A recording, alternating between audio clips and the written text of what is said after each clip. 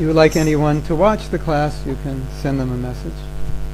We're recording live on my Facebook page. So, we promised Emily she could ask her question.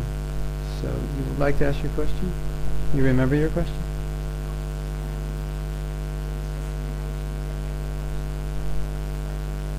Yes. Yes.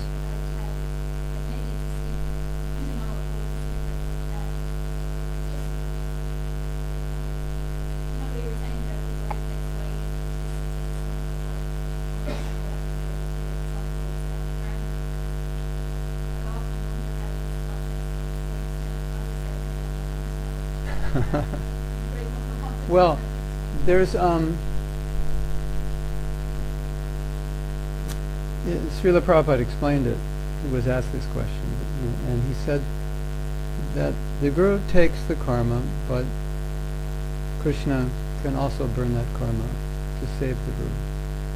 But he said that generally the Guru will not take a lot of disciples because there's a burden of karma. And then he said, but we're prepared to go to hell for Krishna, so we'll accept disciples. So it was kind of like he was saying, Krishna, there is karma, but Krishna will protect us, and we're prepared to do what Krishna wants. And the idea of accepting a Guru and the Guru accepting a disciple is a bit of an agreement, that the Guru agrees that I will take you back to Godhead, and the disciple agrees that I will go with you, basically. Like, I'm going, this is the way, come. And the disciple may say, I don't want to. No, but that's my duty to take you. So part of that duty is that he absolves karma. And so Prabhupada said that once the disciple is initiated, then he shouldn't commit sin because the Guru will have to suffer for that sin, especially. At the same time, he asked us all to become Guru. So he said it's our duty, either 6-year addiction, Guru. So Guru is merciful, and he gives his life to his disciple. The disciple gives their life to him. One time, there was a devotee, and she was cooking, and she was cooking for Prabhupada, and Prabhupada was having some of his godbrothers come. And the cooking was very difficult. It was India. It was very hot. It was very hard to get the vegetables. They were cooking on these open fires on the floor. You have to squat down. It was really difficult. And so that day she was thinking, I'm going to tell Prabhupada I'm going to quit. This is too hard. So she came in and served Prabhupada and served his guests. And she was sweating and it was hot, and she was trying to keep her head covered and kind of be unnoticed and just serve. And then Prabhupada said to all of them, he said, you see this woman? She is so devoted to me, she would slit her throat for me. And then Prabhupada said, and I would slit my throat for her. That was on the day she was thinking of quitting. Obviously, after she heard that, she didn't quit. So Prabhupada was kind of explaining the Guru-disciple relationship. It's not just the disciple serves, but disciples always feel the Guru is serving me more than I'm serving him. And so, the last few years, I started doing a lot of traveling, and I'm not as old as Prabhupada was when he traveled, but I got to experience how difficult it is to travel, because sometimes I was every week in a new place. And when you cross time zones, it really wears your body out, and it also wears your mind out. And I started losing things and forgetting things. It was really hard. So I got an experience of what it was like, because Prabhupada was doing that the last, I think, 2 years. He was like every week he was somewhere else. And then I just read a story where he had taken a 22-hour flight from India to Melbourne, Australia, and I had to go through Sri Lanka, Singapore, Sydney, Melbourne. And after he took that, he said, this is too difficult for me. I can only travel maybe 3-4 hours. So it was a real strain. And when Prabhupada was asked, why are you doing this? He said, because I want to make sure my disciples don't fall down. So it was all for his disciples. And the writing of his books That was for his disciples. And what he did, he couldn't find time to write the books because he was so busy managing his movement. So then he decided, well, I'll just get up at midnight and I'll write, or 1 o'clock, because that's the only time I can do it, and then try to get some rest in the afternoon. So he you know what it's like to sleep 2 or 3 hours, get up, like if you have a flight or something. You want to be asleep and your body's awake. So that's what Prabhupada did. He slept less than he needed. He got up, translated his books. And then he would get some nap in the afternoon. So he did that for his disciples. So that's the position of the Guru. And sometimes Prabhupada was questioned about, well, what are the qualifications of the Guru? And they said, does he know everything? And he said, no, that's Krishna. Krishna knows everything.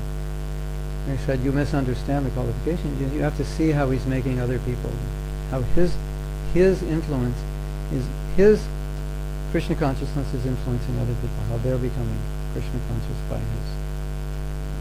by his association. Because, you know, Prabhupada, he spread Krishna consciousness all over the world. It was amazing what he did. And some people could say, well, he was just a good manager. And some people did say that. And Prabhupada said, no, you can't do that unless it's a spiritual transmission. You can't change people's hearts. So that's really what a guru is meant to do, change people's hearts. And then some people say, well, how do I know who my guru is? Well, if somebody's changing your heart, that's probably, or that's a good chance that could be your guru, because that's what happens. There was a devotee, I was in Israel a few years ago, and there was a devotee that was very inspired by a guru that never comes to Israel. And he was not inspired, he was inspired by the gurus that come to Israel, but not inspired to become a disciple. And I said, so he said, what do I think? I said, you're never going to meet that guru. He never comes here. You're never going to see him. And he said, but I'm so inspired, I feel like I could dedicate my life to him. So that's the sign. He'll give himself to his guru, and the guru will give himself to the disciple. Then, amazing statement. You may have heard this statement, and some of you who haven't heard this statement, I'll explain it. But my spiritual master, Srila Prabhupada, said, in the material world, there's no love, or there's no pure love, because it's always mixed with, I want to get something. He said, the purest love you'll find is mother-son, mother-daughter. But even sometimes mothers want to expect something. Okay, when you're older, you have to do this and that. So it's not completely pure. So he said, pure love, that's between us and God. That's the purest love. And then it is said, an amazing thing is that you first understand what real love is when you meet your guru. Isn't that interesting? Well, if you haven't met him, then you're still waiting to understand. But ourselves, I was 19 when I met Prabhupada. So I was a 19-year-old, kind of crazy kid, quite thoughtless, thoughtful in some ways, but not thoughtless, but just careless maybe. And what did I know of love, really? And then I met Prabhupada, and I just wanted to give my life. So I had that experience, exactly that. I didn't understand what love was. Love, I had girlfriends. Was that love? No. And I met Prabhupada. No. I want to give freely, without asking. That's love. It's a very special relationship. If you have it, and if you don't, maybe someday you will. As we said yesterday, when you're ready. When you're ready, the Guru will show up.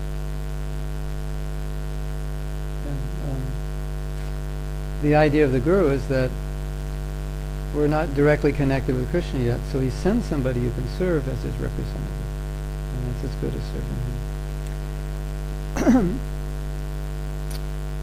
A lot of people came to our movement at a very young age, and they met Prabhupada, and they fell in love with him, and they would do anything he asked. And somebody said, your disciples are not very spiritually qualified, because we're all Americans and we didn't understand this culture and this philosophy that well, and we had a lot of bad habits. He said, your disciples, they're not very cultured. In fact, sometimes devotees were so foolish they would think, we're devotees of God, everything belongs to God, so we'll just steal all the neighbors' flowers and bring them to the temple. And then even in India, they were stealing things from the shops. Well, it's all for Krishna. So, like that, very foolish, uncultured, maybe crazy. And Prabhupada said, yes, I know. He said, but they have one special qualification. They'll do anything I ask. So Prabhupada recognized that's the most important qualification. They're disqualified in many ways, but they have that faith that they'll do anything else. So that's the faith of the disciple. So these early devotees, they weren't very advanced in spiritual life, but they had a lot of love for Prabhupada. And so because of that love, it wasn't love for Krishna, it was love for Guru. But in some way it's similar. But love of Krishna, it takes your whole life to develop. But they had love for Prabhupada, and that empowered them. So when you have love for Guru, it empowers you. At least it empowered us to do amazing things. Should I tell you one of the amazing things we did? Just, you'll think we're crazy, and I will agree that we were. But we once received a letter, and Prabhupada had said he was trying to spread these teachings all over the world. So he said, anyone who will go anywhere to spread these teachings and not consider where I'm going to stay when I get there, just go. Where I'm going to stay and how I'm going to eat.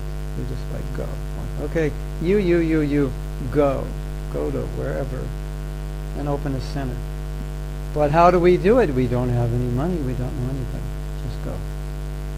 So he said, anyone who would do that, because devotees did that. He said, anyone who would do that, I'll take the dust from their feet, put it on my head. In other words, I'll bow to them for being so exalted, even though very young and maybe immature spiritually, being so exalted. So when we got that letter, we filled our van up with books. It was the middle of the winter in Canada.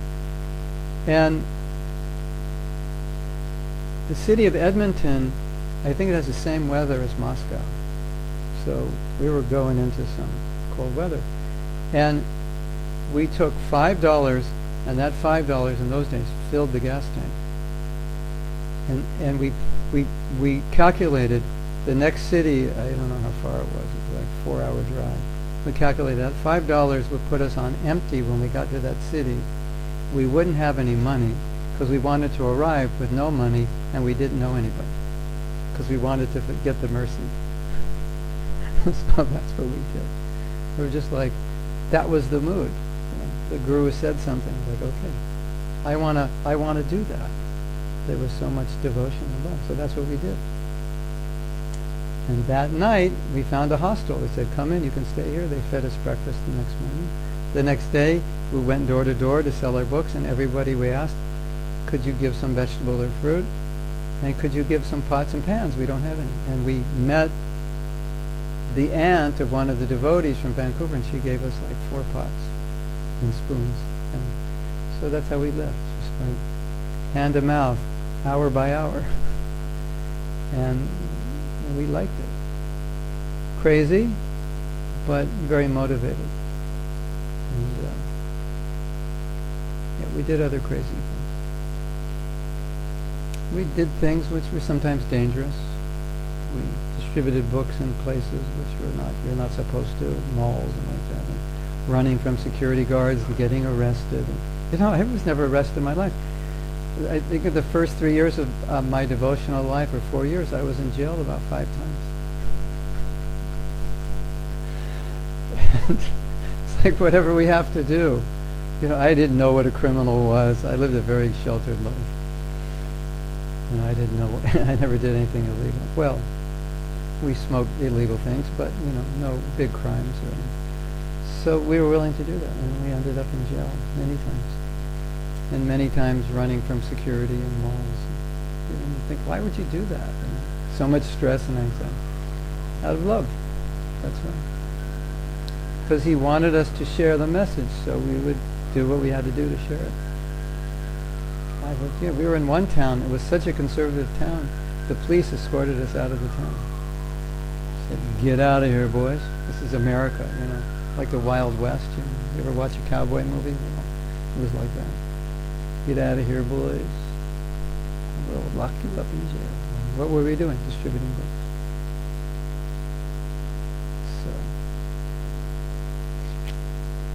And we would do it again if we had the chance. And we'd get arrested again. Because when you do it out of love, then you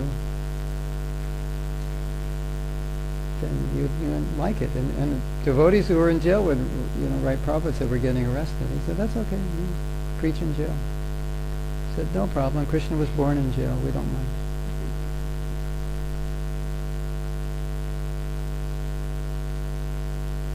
Hare Krishna. So, tonight, we're going to talk about forgiveness.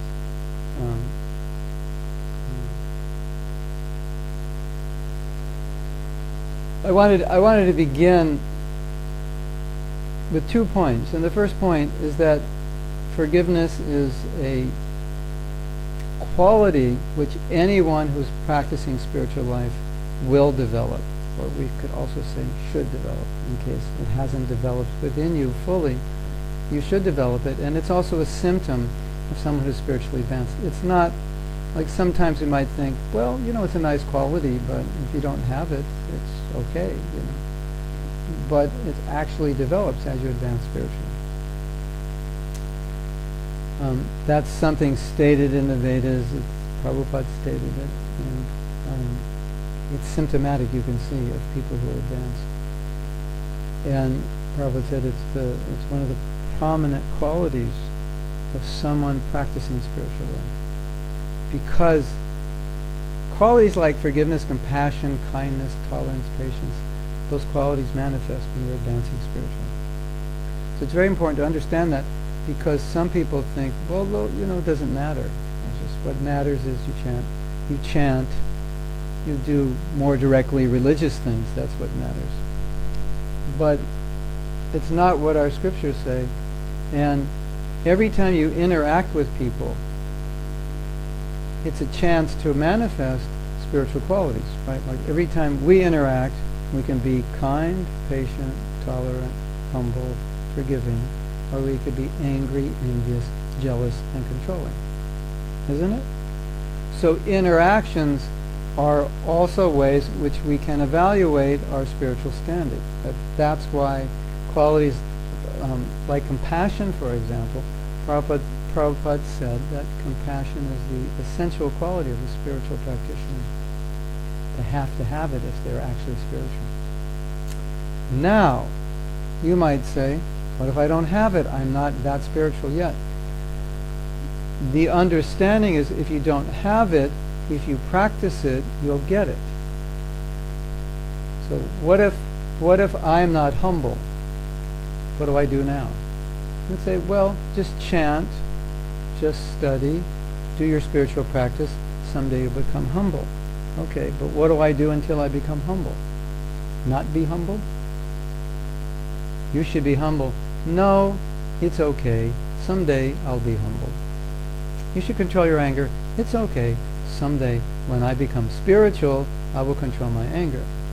So the obvious answer is, if you don't control your anger, how are you going to become spiritual? If you don't at least practice humility, how will you become advanced enough spiritually so that humility fully manifests? And if you don't practice forgiveness, how will it manifest fully? So I coined a little statement.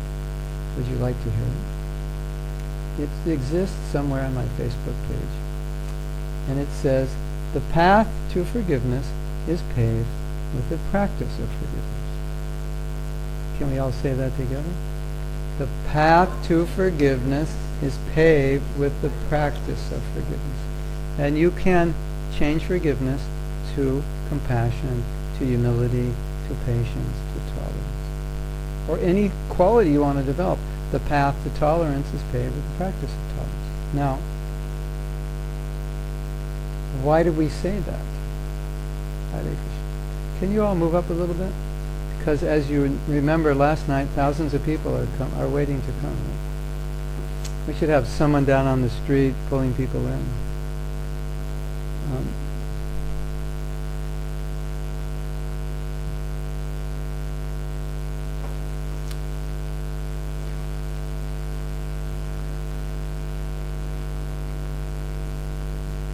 If you practice forgiveness, that's a sadhana, that's a spiritual practice.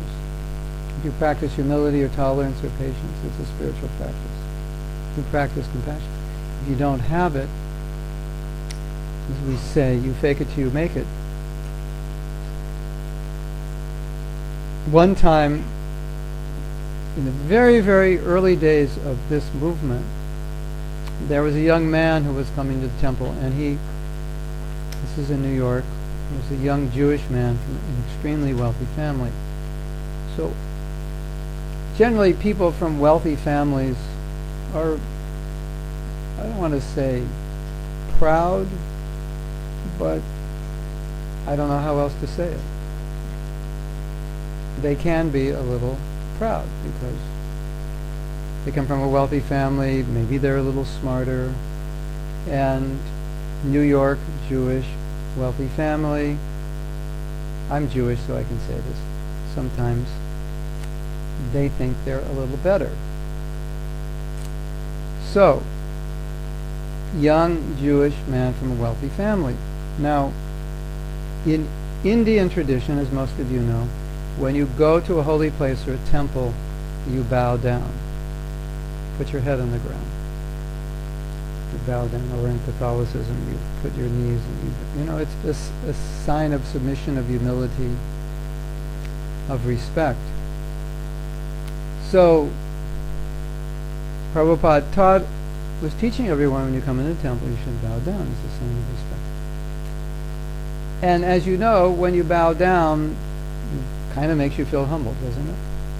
I mean, more humble than if you go like this. When you bow down, you feel a little humble.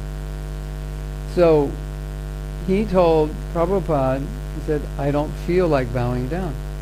And if I bow down and I don't feel like it, then it's not real, and if it's not real, I shouldn't do it. That was his argument, which sounds like a good argument. You don't want to be fake. You don't want to be phony. But in terms of spiritual practice, it's a little different. Like, I don't want to say I like you if I don't, because that's fake. But spiritual practice is different. So Prabhupada explained the concept. He said,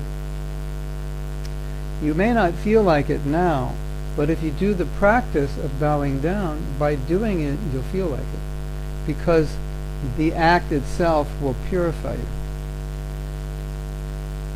And he did, and he felt it. So if you just go like this, even if you don't want, like I see you, and namaste, I offer respects to you, I offer respects to the God within you. Maybe I don't feel like doing it, but if I do it, it actually changes me. So the idea is the action, even done before there's realization, starts to affect your consciousness. Like, if you think, I can't act a certain way until I feel it. In some cases, it's true. But the problem is, what if you don't feel it for 20 years? I can't act humbly. I think it would be fake just to say I respect you and act respectfully to you if I don't feel it. But in spiritual circles, I should respect you. Even if I don't, I should respect you. So the idea is that if I act respectfully towards you, the respect starts to develop. So there's a saying that illustrates this point, and I think we all have this experience. Sometimes it's very difficult to think your way into a new way of behavior, because you have to, I have to feel humble to act humble. So if I have to feel humble to act humble, what do I do if I don't feel humble? What if I'm proud? But I understand I should be humble. I understand I should serve, but I don't feel like serving. I actually feel like being served. You feel like being served? We all like being served, right? But we know our position is to serve. That's our position. That's our real position, isn't it? So sometimes it's really difficult to think your way, to get your mind, your attitude, your consciousness in the right place so you can act in the right way. But it's often easier to act your way into a new way of thinking than to think your way into a new way of acting. Right? So, okay, I don't feel like bowing down, but I'll do it because I'm told it's the right thing, and that something in me will become purified by bowing down. Or I'm told I should be forgiving. I don't feel like you hurt me. I don't feel like forgiving you, but I'm told that's what I should do, so I practice it. It's called sadhana. So we're practicing it, and when you practice it, what actually happens is your mentality changes. Isn't that interesting? You're changing your mentality through the proper action, rather than waiting for your mentality to change to do the proper action. So that's the idea. The path to forgiveness is paved with the practice. So whatever you want to develop, you practice it, and that's called sadhana. And as we all know, you get good at things that you practice, right? Now, some people, every day they get angry. Okay? You know some people like that? Or every other day, or 5 times a day, or some people, they do something every day which isn't good. They're impatient.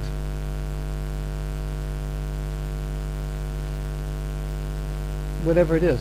And by doing it every day, what happens? They're ingraining that behavior. So it just becomes normal, natural, becomes like a habit. Isn't it?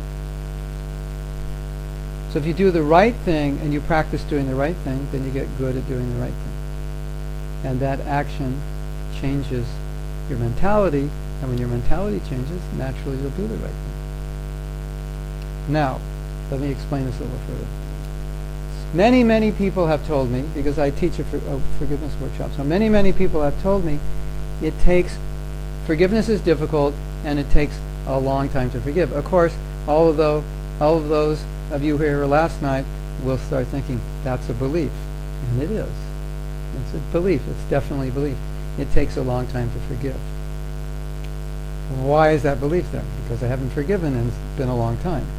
And it's hard and I don't know how to do it. So it takes a long time to forgive. Many people say that. But my realization is it doesn't take a long time. Because once you change your attitude, you forgive. But if you keep the same attitude, yes, it takes a long time. It may take many lifetimes. Once you change your attitude, you see things in a different way, then you forgive. Does that make sense? You know, you did this, I don't like you. But then I changed my attitude. No, actually, you weren't trying to hurt me. You were trying to deal with the situation, and I was too sensitive. So I changed my story. Now everything's fine. No problem, right? I made a little shift in how I see it, a little shift in attitude, a little shift in the softness of my heart. And actually, there's no one to forgive anymore because he never did anything wrong. It's that simple. So, by trying to be forgiving, things start changing. That's the important point. Anybody not clear on this? We made the point that if you're spiritual, you should be forgiving, and that even if you don't want to forgive, if you practice it, it'll change your mood, it'll change your mentality, and it'll develop. Okay, so now the next point I want to make, and we'll take time for questions. I'll let you ask a lot of questions because there's so many things to talk about, and I'm not exactly sure everything you want to hear, so we'll leave time. The next important thing to talk about is that people often say, if something was done and it's wrong, you shouldn't forgive it because number one, it would be wrong to forgive it because what they did is wrong, and number two, they'll do it again. You're empowering them. You're condoning them. So I don't forgive you. So don't. Right. Now, this is extremely important. So if you're not awake, it's time to wake up. 1, 2, 3, wake up. Okay. Resentment lies within our heart. It's something we carry with us, and it's polluting. It's so polluting, you don't realize how polluting it is. But there is lots and lots of research that is connecting illness, even cancer, with resentment. Because resentment is anger that keeps a constant frequency. Like, you get angry and it goes away. I get angry, something, you did something wrong. Then, 5 minutes later, I calm down. Resentment is constant. You hold on to it. If you get angry and you just let it go, there's no resentment. It doesn't stay with you. It's gone, you forget about it, and then you go on with your day, or you hold it for a day or two. Resentment you hold on to. And it starts to degrade you physically and emotionally and spiritually. It's toxic. So, if you're practicing spiritual life and you hold on to resentment, you're holding on to some form of anger towards another person with some desire to get back at them. Obviously, that's not good. So there's a story. There was once a person who became very envious of a devotee of the Lord. And the karmic reaction to his envy was that he developed cholera. And he was nearly dying. And he went to Lord Chaitanya, and Lord Chaitanya, if you don't know, Lord Chaitanya is an avatar of Krishna who could save him. Just like Jesus saved people, cured people, he could save him. He said, "Please save me." And Lord Chaitanya said, he didn't say, "No way, Jose," but basically he said, "No.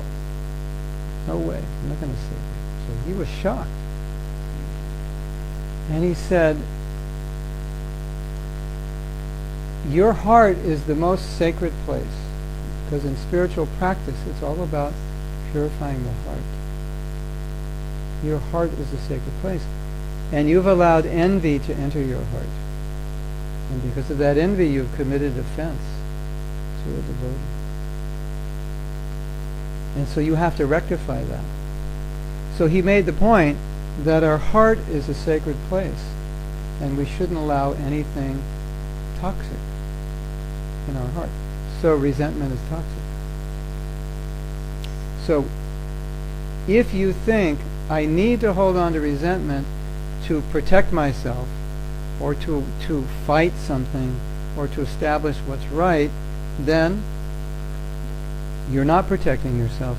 You're harming yourself because there's something toxic within your heart. There's another way to protect yourself, and I'll explain that. But Nelson Mandela said, resentment is like drinking poison and hoping the other person will die. So I'm holding on to resentment, and I think I will control you, I will protect myself from you. But what's happening is I'm holding on to something which is toxic. It's anger. And according to Bhagavad Gita, anger is of the lower modes. It's a lower quality. So your consciousness is very low. So then you might say, but if something is wrong and I need to protect myself, how do I do it? In spiritual life, it's less about what you do and more about why you do it. So let's say you've done something to harm me, and I'm very concerned you're going to do it again. I have to create some distance from you, right? So I have to create some boundaries, right? So I can forgive you. I rid myself of the resentment in my heart, and then I tell you that I don't want to be close to you, I don't trust you, whatever it is. So the relationship, we're going to have to be distant, or what you did is wrong. I forgive you, but what you did is wrong. I'm not going to drag you through the coals and put your name on Facebook and tell the world, but don't do it again. I don't condone it. So what you've done is you deal with it externally, and internally you let it go. So that way your heart remains pure and clean, and you do what you have to do externally, always remembering that in spiritual life it's why you do it that's important. Like why am I doing? Because I hate you? No, because I want to create a situation which will be better for both of us. That's my motive. And I don't want to spend my whole life thinking about how much I don't like you. Because The irony of resentment is you're always thinking about that person, how much you don't like them. So that person's always with you. You're always carrying them with you. And you have this emotional connection to them. And when you forgive, you cut that emotional bond. So now that person, it doesn't have any influence on you. You're not thinking about them. You know, like we all know, when Donald Trump was elected president, it was quite a shock. And I think even a bigger shock when he actually started acting as president. You know, people knew what he was like, but they didn't.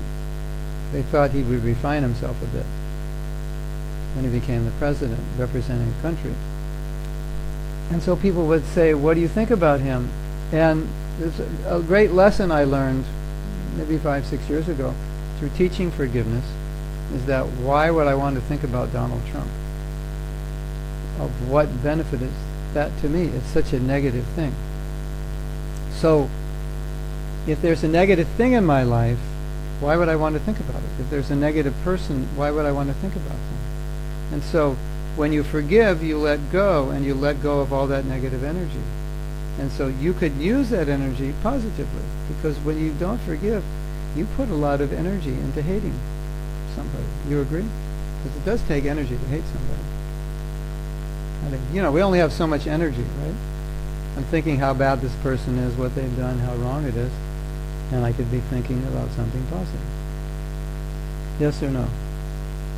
So a lot of times when something going on is bad and people say, what do you think about it?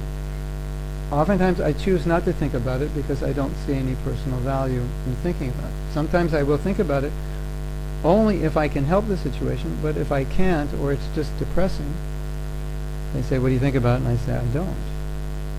I learned another thing. This is a very, very important lesson. If you think about something negative long enough, you know what happens? You become discouraged. You start to lose your enthusiasm. You become frustrated and even disgusted. Have you ever had that experience? Think about a situation that you don't like, and you keep thinking about it, what happens? You just like it. So we have to be aware of that if we're thinking negatively, that's long enough about someone, that's likely what's going to happen. And the irony is, I'm always thinking about the person that I don't want to think about. So when you forgive, you break that bond. Now, the next problem, when you don't forgive, that hurt that you're carrying with you, as we said yesterday, it's affecting you because decisions you make now will be based on past events. So could you imagine driving a car by looking in the rearview mirror? That doesn't make sense, right? So when you hold on to resentment, you're driving your life by looking in the rearview mirror because the past is dictating where you'll go in the future. This happened, that happened, that happened. So decisions are being made by the effects of the past. And really the way life should be is decisions should be made by where you want to go, not by what the past dictates. Right? Like where you want to go. Oh, I want to go there. You don't say, let me look in the rearview mirror and I'll tell you where we're going. But that's what we do with our life. Let me look at all the problems in the past and that'll dictate where I'm going. This one hurt me this way, so I don't trust. That Irish guy hurt me, I don't trust Irish guys. That Russian lady hurt me, I don't trust Russian ladies, you know. It's like, you know, your whole life becomes dictated by something, you know, that happened in the past. So when you forgive, you release that. And now you can move forward. So not forgiving is really bad. If you, Lord Buddha said something interesting. He said, if you hate somebody, if you're angry with somebody, you won't be punished for your anger. And he interestingly said, but you'll be punished by your anger. So if I'm angry, who experiences the anger the most? I do, because I carry it with me. You know, I yell at you and it's a big storm and you're upset, but I go home, I still have it. So I'm carrying it with me. And there was a teacher who told her students, write the name of someone you hate on a potato. And so as many people as you hate, you write their name. And bring your potatoes in a bag to class. And she made the students carry that bag for the whole week, 24 hours a day. And she said, you can't drop them. You have to carry them. So everybody was complaining. This is too heavy. I have to take it, to sleep, in the shower, when I eat. And she said, yeah, there's a lesson to learn, and you have to do this, otherwise you won't learn the lesson. So on Friday, she said, okay, put your bags down. And she said, the lesson I wanted to teach you is you were carrying people with you that you hated, and you all were complaining that it's just heavy and a burden. So it's the same when you carry them in your heart. Wherever you go, they're with you 24/7. It's no different. So that lesson, I think, is extremely important, because every time we carry hatred, resentment, envy, jealousy, whatever, we carry it, and we experience it. How many of you like envy? Does envy feel good? How many of us have been envious before? 100%, for sure. And we're envious, and we don't even like the way it feels, because we have to carry it around. Envy is a horrible feeling. And sometimes we can't let it go. It's a terrible feeling. Jealousy is terrible. Anger, hatred, these are horrible feelings. And they're very low levels of consciousness. So it really becomes an impetus to let it go, or it becomes an impetus to raise your consciousness when you realize that if you're compassionate, if you're kind, if you're patient, if you're forgiving, you get to carry that with you. You get to experience that. And if you're hateful and jealous and so, you experience that also. So the karma is like instant. It's just immediate. It's like this. It's so interesting, isn't it? The way this karma works. As soon as you hate somebody, you suffer. You can't hate someone and not suffer yourself. You can't be resentful and not suffer. You can't be envious and not suffer. It's immediate. You can't work your way around it, make a lot of money and not suffer when you're envious. Buy a Mercedes and not suffer when you're envious. You can't work your way around it. You can't buy your way around it. You can only let it go. So I think that's super important to realize. Then, similar to that, we have this story. Many of you have heard the story of the yogi and the scorpion. And the yogi was during the rainy season in India, and he found a scorpion in a big pond. And he was walking through the pond, so he thought the scorpion will die if I don't pull him out of the pond. So he picked up the scorpion, and as you would expect, the scorpion bit him. That's what scorpions do. And you would expect that the yogi wouldn't pick him up again. Expect he would just throw him off. But he picked him up again, and he picked him up again, and he picked him up again. So some man was watching this, and he thought, why are you doing that? Because every time he picks him up, he gets stung. So he asked him, when he got to the land again, he said, why did you do that? And he said, scorpion taught me a lesson. And he said, I was thinking, scorpion has a nature, and his nature is to bite. And I'm trying to help him, and he's still biting me. He says, this was a really good lesson for me. He said, because my nature, I'm a yogi, or I'm a sadhu, I'm a saintly person, so what's my nature? Kind, right? I'm supposed to be kind. That's supposed to be my nature. And I thought, the scorpion, he won't give up his nature even if I'm being kind to him. So why should I give up my nature even though he's biting me? And that story has a lot of significance, because if you think about life, isn't it true that we tend to respond to what's given to us? So if I'm nice to you, you're nice to me. If I give you $100 present for your birthday, you'll probably, or €100, or 100 whatever, North Ireland pounds, whatever, you'll probably not give me a $10,000 present. You'll give me €1,000 present, right? If I give you if I give you a pair of socks for your birthday, you'll probably give me a tie or something, If I'm nice to you, you'll be nice to me. If I'm not nice to you, you probably won't like me. You'll either avoid me or say something nasty. That's just the way we are, right? But forgiveness, what does forgiveness mean? Forgiveness means I hurt you and you come back with something kind. That's why it is said to forgive is divine. Because you're not coming back with the same energy that's given to you. You're coming back with integrity, that I believe in being kind, I'm a spiritual person, I believe in compassion, kindness, forgiveness, and so forth. So when you treat me abusively or you do something that I think is really bad, I come back with kindness. That's the test of my spirituality. Now you might say, I deserve to treat you unkindly because that's the way you treated me, and that may be true. But if I'm on the spiritual platform, I don't do that. And that's proof that I'm on the spiritual platform. On the material platform, I'll do it. So forgiveness, it turns it around. You offer acts of kindness they don't deserve, and you refrain from giving them what they do deserve because the way they acted, they deserve the exact treatment that they gave you, and you don't give it. That's why it's so amazing to forgive, because you have to get there to do that. Now, you all know what Jesus said in the Bible, right? If they slap you in this left cheek, give them the other cheek, right? And that's amazing. The spiritual master of my spiritual master, he said, we should only desire the greatest good for our worst enemies. Is that amazing? That is spirituality. You know, if the qualification for becoming a member of a religious organization is to only desire the greatest good for your worst enemies, I don't know how many of us could become part of those organizations. Here, sign on the line. This is about, can you become the well-wisher of your greatest enemy? I have to think about that. I don't know if I can. Well, to join our church, you have to be. They might not have many members, isn't it? I thought I'd just join the church and pray to God and get a new car or something. This stuff? Are you kidding? You know, this is like, expect me to like be nice to my enemies?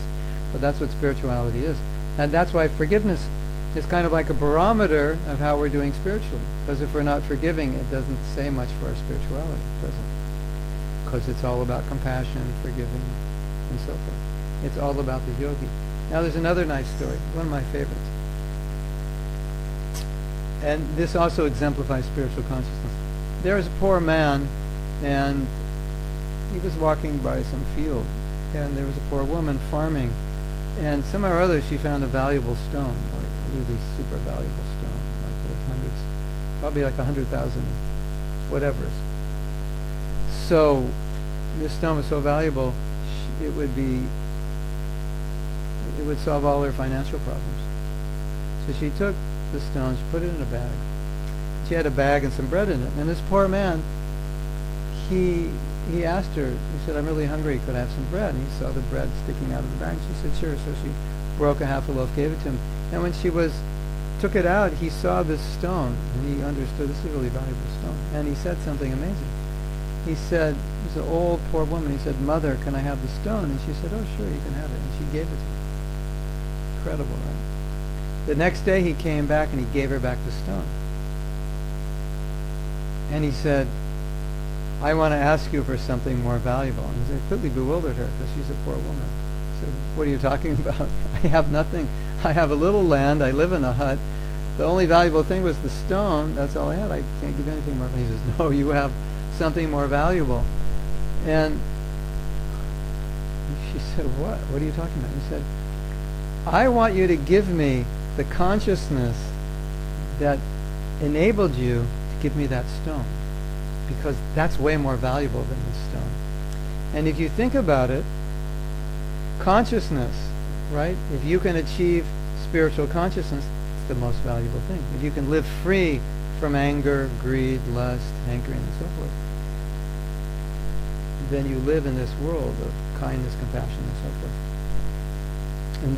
And just imagine the experiences that people who live with that consciousness have. You know, the transcendental realizations they have, and what's coming out of their heart. You know, that's such a high state of consciousness. And you know, we all know, there are many, many people who live in a very low level of consciousness, and they're extremely successful, and they're materially very well off. But we know they're not happy, because they can't be happy, because they live in that lower consciousness. If you're full of greed and anger, resentment, hatred, you can't be happy. It's not possible, because the frequency of that level of consciousness is just a disturbance. So I think that's an extremely important lesson which we could apply to everything, all qualities. And I think many people who are practicing spiritual life miss this point. They don't understand that how you're dealing with other people affects how you're dealing this way. Because in Bhagavad Gita, Krishna lists all the qualities, all the virtues of one who is dear to him. If I am nice to you, that pleases him. And so my relationship with him is affected by my relationship with you. It doesn't just go straight, right? Just like if I'm your father's friend and I'm not nice to you, he's not going to like me. And if I'm nice to you and I help you, it's going to make our relationship better. So our relationships this way define our relationships this way. So in the Bhagavad Gita, Krishna lists so many characteristics that he says make a person dear to him. And most of those, I'd have to review, perhaps all of them, are qualities in relation to other people. Isn't that interesting? Kindness, compassion, you're not envious, you're a well-wisher. They're qualities in relation to other people. How you treat other people makes you, if you treat them properly, it makes you dear to him. Isn't that interesting? So to be resentful, it's actually separating us from God. And I read one book by a Christian. He said something I really like. He said, what's more important, that you get back at the person or you come closer to God? Because you're not going to do both at the same time. You're going to either come closer to God and forgive, or you're going to be resentful, and you can get back at this person, but you're going to be further away from God. So what's more important? So these are some of the realizations that I had. And then one more thing, and then I'll open it up for questions. And we talked a little bit about this last night. When we talk about the Amish people, when there was a killing at their school, that evening they went and offered forgiveness to the killer, the wife of the killer. And it was so amazing that they did that, because forgiveness wasn't for them a practice, it was a lifestyle. It was just, that's who they are. Like, if you're a vegetarian, like most of us are vegetarian, or maybe all of us, and I stopped eating meat when I was 19. So now 48 years I haven't eaten meat. So it's not like when I drive by McDonald's, I'm like, should I or shouldn't I? Right? I don't decide, because it's a lifestyle. It's just I'm vegetarian, that's what I am. So you can apply that to so many qualities. Should I forgive you? You just did something really bad. Dishonest, or you lied, or you stabbed me in the back. Should I forgive you or shouldn't I? When you're a forgiving person, you don't ask the question. Forgiveness is just what you are, so you naturally forgive. Isn't that interesting? So there was a pastor who was talking about the Amish people, and then he said they didn't make a decision. They forgave because that's who they were as people. And I really like that, because he made a distinction between knowing what you should do and being what you should do. Right? Like, I could know that I should be kind, and then I'm going to decide right now if I'm going to be kind to you or not, because you just did something nasty. That's knowing. But being is, I'm always kind no matter what you do, because that's who I am. So spiritual life is the journey from knowing to being, isn't it? From here, now I understand I should be forgiving. It's the journey from here to actually do it. It's the integrity, it's the alignment. The word integrity, you know what the word integrity means? It means to align. So if I have a philosophy that teaches forgiveness, but I'm not forgiving, integrity means when I get it together, this is how I live what I believe, that's integrity. And another definition of integrity, which I really like, is that you're the same person wherever you go. So you're the same person here at work, at home, on the street, everywhere. So you're forgiving. You're not just, yes, yes, I'm forgiving. Please forgive me. And you go home and you tell everybody in your family how bad I am. Right? So integrity is you're forgiving, and you're forgiving at home, and you're doing it everywhere. There's no duality, no duplicity. So I think that's extremely important for us to realize, because we're practicing spiritual life, and that means to live in integrity with what we believe. And every time we're interacting with people, it's a chance to be nice, compassionate, forgiving, or to be nasty, intolerant, impatient, isn't it? And a lot of spiritual people think, no, I did my meditation, I did my chanting, I did my puja, my worship, so like I'm good to go, and I can just whatever, I can yell at anybody, do whatever I want, because I'm spiritual. Yeah, right, that's real spiritual, yelling at people. But I did my meditation, that's like I paid, I put my 2 hours in the morning, so I'm good. And we don't realize, no, that was 2 hours in the morning. You may not realize it, but there are 22 hours left in the day. And every interaction you're having is a point of spiritual practice.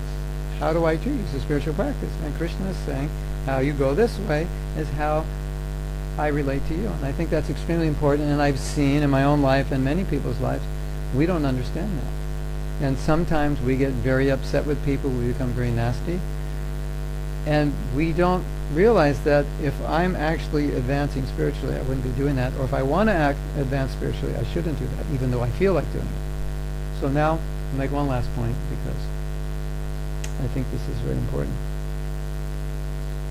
Feeling and action. I feel like doing this, but I'm supposed to do this. Right? So spiritual life, again, it means not just acting on how you feel if how you feel is not the way you're supposed to act. And that's a huge challenge, isn't it? Do you agree? In Bhagavad Gita, Arjuna, the warrior, doesn't want to fight, and he tells Krishna, I don't feel like it. And Krishna says, your dharma is to fight. So there's this whole thing going on between feeling and dharma. Dharma means duty.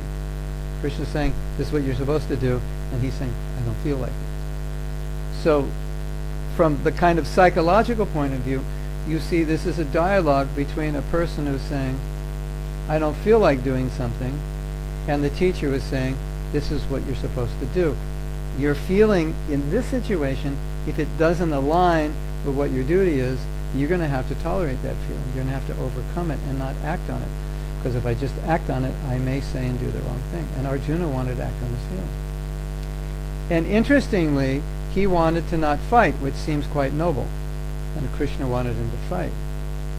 So it wasn't noble, because he was disobeying Krishna. And you could say, in a sense, Krishna is saying, I know how you feel, but that's not important. What's important is to do the right thing. And our feelings are not always aligned with the right thing. So when they don't align, we have to control and tolerate, and then be able to act on what the right thing is. And when we act on what is right, then we could call that spiritual, emotional control. It's not just we control our mind and senses, we have to control emotions also. Sometimes our emotions control us. Have you ever had your emotions control you? Now, I told you I would end. I have to tell you one more thing. Okay. There's so many things to learn about forgiveness, but I want to make sure there's enough time. Questions can go for a long time. I want to tell you my story, because within my story there's a lot of lessons. I was working in our movement for many years with a leader, and we had developed many projects together, and they were very successful. And this leader became a guru at the age of 26, and he became a sannyasi, a renunciate, at the age of 25. And so for a 26-year-old to become a guru is quite a challenge, because as a young man you tend to be more passionate, and also you will have female disciples around the same age. So I'm a guru, I have a lot of female disciples. The majority are the age of my daughter. Even some of them are now young enough to be my granddaughter. So it's completely different. He's 26 and he's a guru, and his disciples are 25, 26, 24, female. Very, very difficult.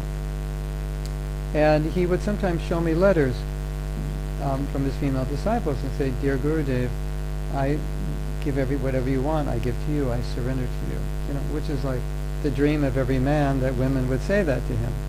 And some of them would write letters that was like, "I surrender to you, body, mind, and soul." Like, what more could you ask for? It was like, come to the pinnacle of material success, you have hundreds of women writing you letters saying, "I surrender to you, body, mind, and soul." So he found it extremely difficult. And he realized that probably he wasn't going to make it as a renunciate, and he needed to be married and have a family and go through that, so that later in his life he could be a better renunciate. So that's understandable. At the same time, when you have many disciples, that cracks their heart. So that would be your last resort. You would really try to make it and, tolerate your own desire for their benefit. So what happened was that he had given up, but it wasn't planned. Like, he didn't talk to us saying, "I can't do this, we have to make a plan for succession, for the next few months, let's start to make transition." He just left. He didn't tell anybody. He never told us. Even after he left, he never told us why he left. I'm just telling you what I understand from observation, but he never told us. So I was mad. And in the subsequent years after leaving, the projects we had worked on started to crumble a bit because people were losing faith. Because if your guru, you put so much faith in your guru and then he cracks, you start to crack also and say, "He couldn't do it. And he was more advanced than me, how can I do it?" So a lot of people were losing faith. So the project, we were losing energy because there was a loss of faith, a loss of enthusiasm. People were leaving, and people were making decisions they wouldn't normally make. So it accentuated the pain of his leaving, because I now had to live with a building, so to speak, an organization that was crumbling in my hands, with people that were really tormented by this. So my anger built, my resentment built up for him. And I would think, how could you do this? You betrayed our trust, you didn't talk to us, you left all these people hanging, and so on and so forth. So I developed a lot of resentment for him.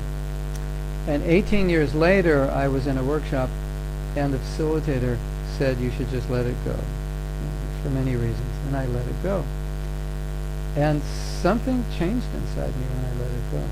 I realized that resentment was draining energy. And I realized that I was afraid to work as I did in the past with a leader, because I was afraid I would get burnt again. So it wasn't until I forgave that I was able to actually get back to that old state. And it was quite a realization, because I could physically feel the energy come back and the enthusiasm. Then, by facilitating these workshops, I realized that every event has a lesson, and I didn't get the lesson. All I got was the hatred. I never learned the lesson. So I was asking my students, what's the lesson of your resentment? What can you learn? If God were talking to you and telling you this is what you're supposed to learn, what would he say? So I had to do that myself. And then I finally realized something that for 18 years I didn't realize. That when he left, I was very angry. I never called him. I never talked to him. I should have been compassionate. I should have called him and said, "I understand. If there's anything I can do to support you, I know this is a difficult time. I'm here to help you." That's what I should have done. And I realized 18 years later, I didn't have compassion, and that was the lesson. So for 18 years, I was blaming him and hating him. Never turning it around and saying, what was going on with you? That you weren't compassionate. And then, something amazing happened after that. by being introspective and not blaming him, but trying to see my part, I realized that 5 years before he left, I had walked out on him. I had left that part of the world and said, I'm leaving you, I don't want to work with you, because I was frustrated with him. And I didn't even remember that. So I was angry at him for doing the same thing that I did to him 5 years earlier, and it was blocked out of my mind. Isn't that interesting? That was so interesting. I didn't even realize that for many years later. Then I had another realization. This is so interesting. I'm angry. I felt betrayed. Personally, I felt betrayed. And there were other people in the same situation that were working with him in the same projects that I was in. When they got the news that he left, they said, thank God he's gone. Completely different reaction. No resentment. I'm having a crying party, a resentment party. Well, not a party. What do you call it? What's the word? What was I having? A resentment what? A wake. I was having a resentment funeral. Okay. Yeah. And they were having a going away party. They were so happy he was gone. Right? And I didn't understand why. And I have a friend who's a counselor, and she explained to me why. She said, because you had a need such an excessive need for loyalty and trust that you felt betrayed. Where those other people, they didn't have that need, so they didn't feel betrayed. They actually didn't like him. And they were happy he was gone. So my resentment wasn't really about what he did. It was about my need for loyalty. And the people that didn't have that need, they weren't bothered at all. So every time you have an issue of resentment, it's connected with the need you have. And that need is excessive. And if it's not excessive, there won't be resentment. So it's really not about what the person did. It's about you and your need. He didn't acknowledge me. He didn't protect me. He broke the trust, whatever it is. Resentment develops because your need is strong, and there's a reason you have that need. It relates back to your childhood, or it relates back to a past life, that you come with a certain need. Or maybe that need wasn't fulfilled. Maybe so many people broke your trust when you grew up that now that need is excessive. And if someone as an adult breaks your trust, you develop resentment. So that was an amazing lesson I learned, that if we focus on why I'm resentful rather than what the person did, we can learn so much about ourselves. And you can realize, actually, there was no one to forgive because the people in the next room were having a party. So why don't they have the same issues? It has to be about me. Okay, what he did was wrong. We're not saying it wasn't wrong, but the reactions were different. So those are the lessons that I learned. And it has a happy ending. 23 years after this incident, I met him for the first time. It was so interesting what he said. And I'll tell you what he said the next time I come. I come every 3 years. Is that okay? It was so interesting what he said. It was amazing. So you just try to understand. 18 years I'm holding on to resentment, right, for this person. And so maybe 5 years before I finally give it up. And one of the symptoms of giving up resentment is that now when you see the person, there's nothing negative. It's like it just dissolves. It's like it didn't happen. That's how people say, how do I know I've forgiven? Well, you see the person, and it's like everything's fine. So you can have, if they tried to kill you, everything's not fine. If they ran off with your wife, everything's not fine. But I'm saying if it's a normal relationship, like you broke my trust or whatever, you didn't steal, my money, you just broke my trust in some way, then once you forgive, you're okay. So I saw him and I was okay. I was really happy to see him. And I wanted to go up and embrace him. 23 years, we were working together for so many years. And he just put his head down. He couldn't even look at me. And he said two amazing things. Put his head down and he said, I'm sorry. I'm sorry I must have let you down. Right? So now, he must have felt that the day he left. Right? So here I am, 18 years, hating this person for what he did, And on the day he left, he's regretting. And if I just would have known, it would have been gone, right? Isn't it? If I just would have known that he, So isn't that crazy? That I'm holding on to this for no reason. And he's remorseful the day he does it. Now there's another lesson here, which is so interesting. If you're wondering, why do I know so much about forgiveness? As I've taught it for 10 years and I'm about to write a book about it. So I've really studied it, but I think I've learned more by teaching it, by interacting with people. But what a lot of us do is we create conditions upon which we can forgive.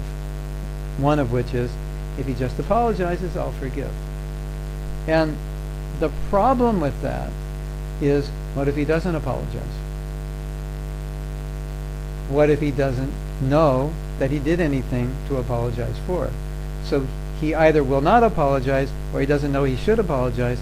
So based on that concept, you can never forgive him.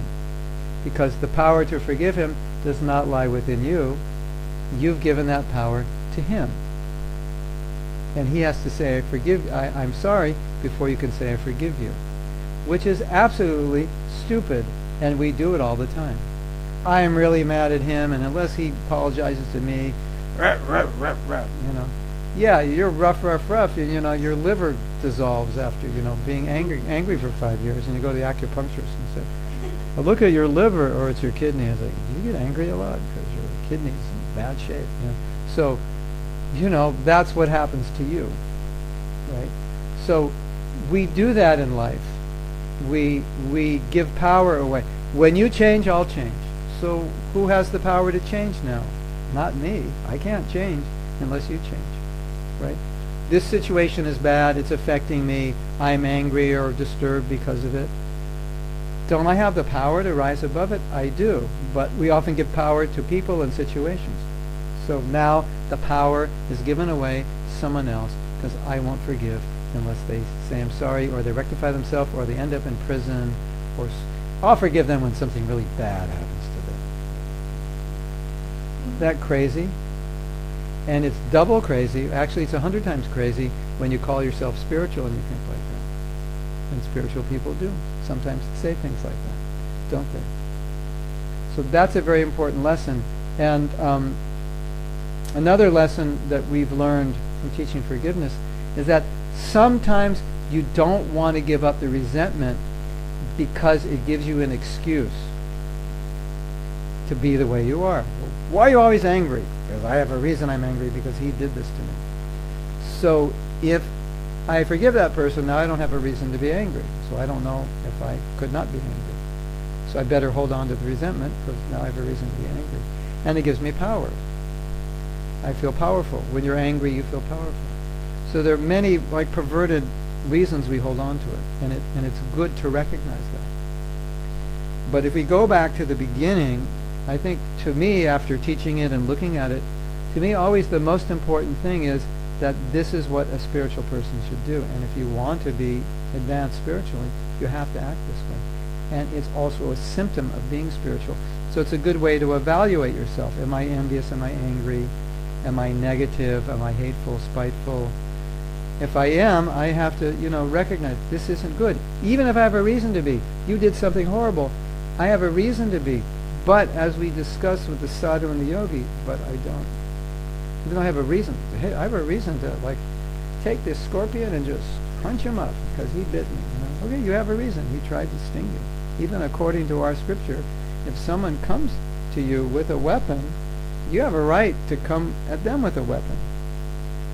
But when you're trying to be spiritual, you don't do that anymore, even though you have a reason. There was a slave in America, and when slavery was abolished, this slave became an important political figure.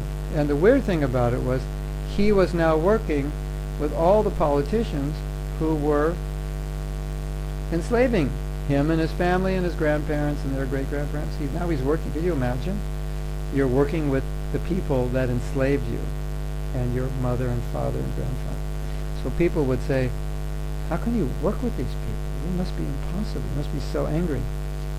And he gave some wise advice, which I believe we should all follow. He said, I will never allow anyone to degrade my soul by causing me to become angry at them. So in other words, what he's saying is, I have tons of obviously he has a lot of reasons to be angry. But if he becomes angry, he's allowing them to control him. So he won't allow him. And another nice statement, similar with Nelson Mandela. He was put in jail. Was that fair? No. Nelson Mandela is put in jail trying to help the country of South Africa. He's put in jail, right? And he said something amazing. He said, when I walked out of that jail, I knew if I didn't forgive them, even though physically I would be free, I would still be in jail. And I think it's really important for us to realize that any negative emotion is entrapping us in our own web, our own prison. You know, I hate you. I'm entrapped by my hatred. I'm controlled by my hatred. And if I can rise above that and love you, be kind to you, at least practice that, then I'm actually in control of my life and I'm happy. So that's what I've learned. I think I've learned other things, but I think those are the most significant teachings that I've learned, and it's transformed my life. And now in my life, I don't focus on negative things, and I don't tell myself that negative people and negative situations can make me negative. I understand only I can make myself negative, even if I'm in a negative situation, even if things are bad. And I've been through many situations where things are bad, and if I allow those situations to degrade my consciousness, then I suffer emotionally, physically, mentally, and spiritually. And I've learned the hard way by doing it, that was bad. It's not, it's not that when you forgive someone, you don't say, okay, I forgive you, therefore what you did wasn't wrong. No, you can say it's wrong. You can recognize it. But you're taking responsibility for how you feel. Okay, you did something wrong, but I'm not going to spend the rest of my life hating you, because I have to be emotionally mature enough to take responsibility for my feelings. So that I can't say, why are you angry? Because you make me angry. No. That's immature. Because you make me angry. I have to be responsible for my anger, right? Like there's a saying, when you squeeze an orange juice comes out, because that's what's inside. So when I squeeze you, what comes out of you? Well, what's inside comes out of you. So if I'm nasty, well, what comes out of you? If you're Jesus Christ, what comes out of you when I'm nasty? Oh God, please forgive them. That's what comes out of you, but that's inside of you. So if I'm nasty and you become angry, then we have to reflect, why am I becoming angry? If I blame it on you, I'm not taking responsibility for my own anger. I'm not recognizing there's anger still left in me. All you were was a catalyst. You could be unkind to me and I could be kind to you. It's possible, isn't it? There's no law that says you can't do that. So if you're unkind to me and I'm unkind to you, that means you squeezed me, and what came out of me is inside of me. Yes? So these are very, very important lessons, and they're life transforming. And maybe someday I can come back and we can spend 2 days doing a forgiveness workshop, and you could work on your issues and experience all these realizations that I have. So I will end here, and if you'd like to ask questions or make comments, I'll be very happy to discuss this with you. Yes. Yes.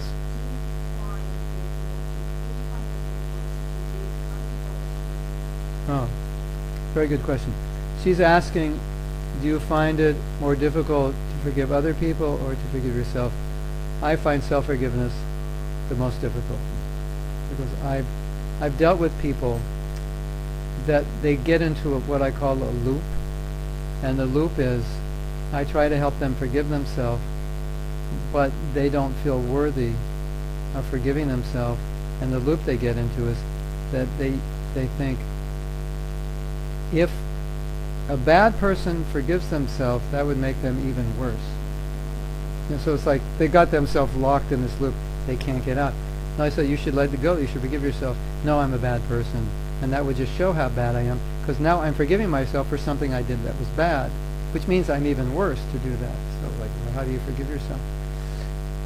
As we were saying yesterday, a lot of self-forgiveness has to deal with people who made you feel a certain way about yourself, made you feel bad about yourself, said things or treated you, said bad things about you or treated you poorly. So if you ever had a relationship with anyone, be it a man, woman, mother, father, or whatever, and they treated you badly long enough, you'll probably start believing it at some point that there's something wrong with you. So that is one reason it's hard to forgive, because you've been told. Forgive yourself. I've also seen, it seems that some people bring this in from the past life. They just feel this way and they bring it in. And they're like little kids, and extremely sensitive. And if you say anything to correct them, they'll just run away and start crying, even if you're really, really soft and sweet. So it's likely that that's just, it hasn't been healed from a last life. And so you could bring it in, or you can get it this life. And one of the interesting things I don't think all of us are aware of, I mean, I think we're aware of it, but I don't think we think about it. We all know when we die, we'll get another body. You're not going to get the same body. But for better or for worse, you're going to get the same mind.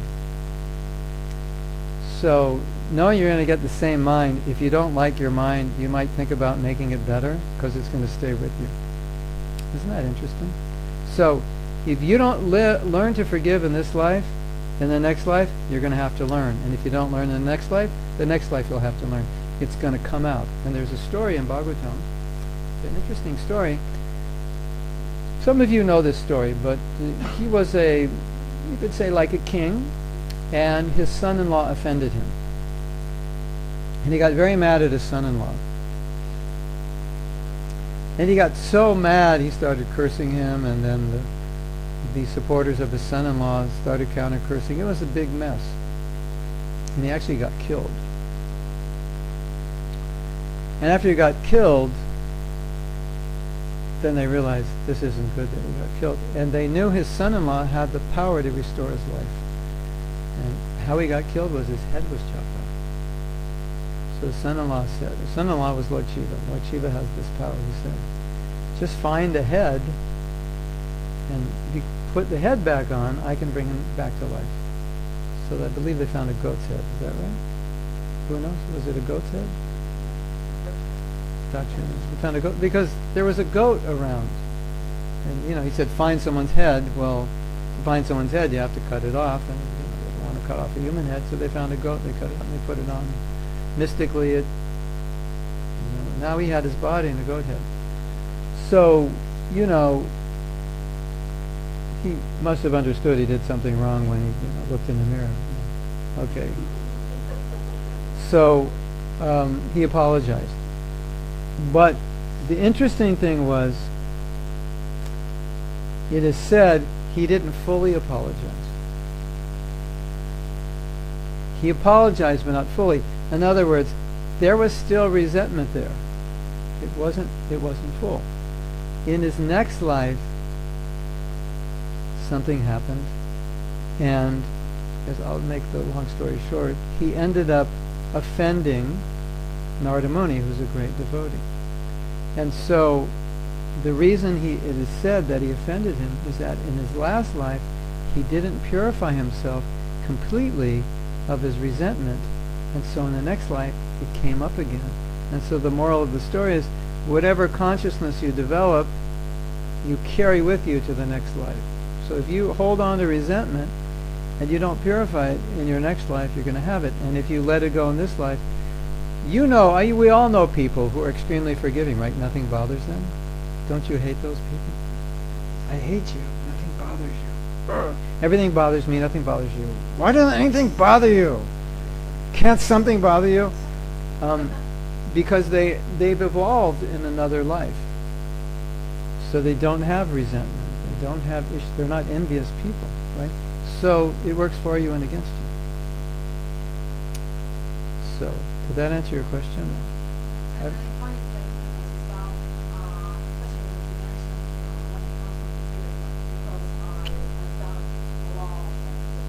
Yeah.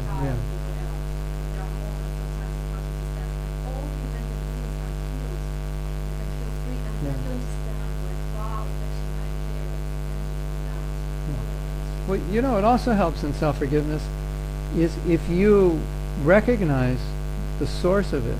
Like if in this life you recognize the source, you can forgive that person. And by forgiving that person, then it becomes easier to forgive yourself, because whoever was putting you down probably was trying to help you. You should be better at this. You're not good enough. You should do better. So you feel like you're bad. Something's wrong with you. They were trying to pull you up, perhaps. So that can help you. And if you go to my website, I have an article on self-forgiveness. So mahatmadas.com, and then you scroll down and there's a section on forgiveness. My name is Mahatma Das. That's the name of my website. And then on the website, you'll see just on the left, kind of the left top, forgiveness. Well, there's like 5 different topics: japa, vows, relationships, like that. And in there's an article on self-forgiveness, and I think there's an audio. And one thing that's really good to understand about self-forgiveness, when you come to spiritual life, you come with this whole mess of karma. We've all done horrible things, right? And so, as we were talking, the spiritual master says, okay, no problem. We'll just blow this karma up. It's gone. Now you can start from scratch and move ahead. Just now agree not to create this bad karma anymore. So that's a kind of self-forgiveness that's been given. Well, it's not self-forgiveness, but it's a forgiveness for everything we've done. So if the spiritual master is willing to do that, if God's willing to do that, why wouldn't we be willing to do what they're willing to do for us? They love us enough to do that. We have to love ourselves enough to do that. Now, the problem is, if you don't have enough self-love, then you may not care enough about your soul to do your spiritual life well. So that's a really serious consideration in my estimation. That some people that don't take care of themselves well, materially or spiritually, lack self-love. They just don't care. If you do this, it'll help you, and if you don't do this, there'll be negative ramifications. I know, but I don't care.